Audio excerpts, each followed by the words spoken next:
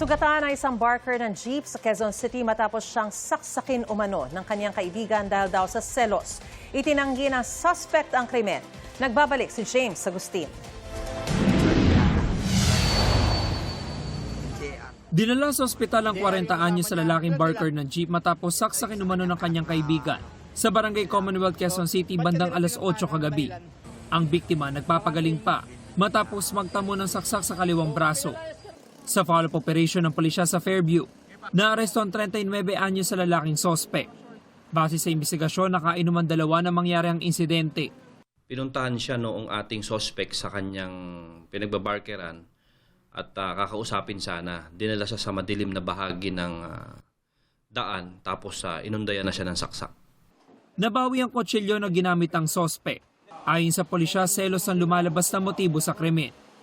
Ayon sa aming investigasyon ay itong biktima natin ay tinetext niya yung kursonada rin na babae nitong suspect natin.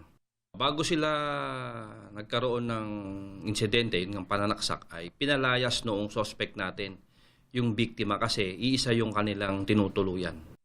Itinanggi ng suspect na sinaksak niya ang biktima. Hindi ko po sinaksak yun.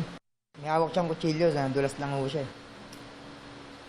Ganyan, nakahawak siya ng kutsilyo niya rito kasi nga tinuruan niya yung anak ko magnakaw. Ngayon kukumprontahin ko siya. Kala siguro makipag-away ako sa kanya. Kaugnay naman sa nabanggit ng pulisya na motibo, Hindi totoo yun. maharap ang suspect sa reklamong frustrated murder. Ito ang unang balita. James Agustin, GMA News.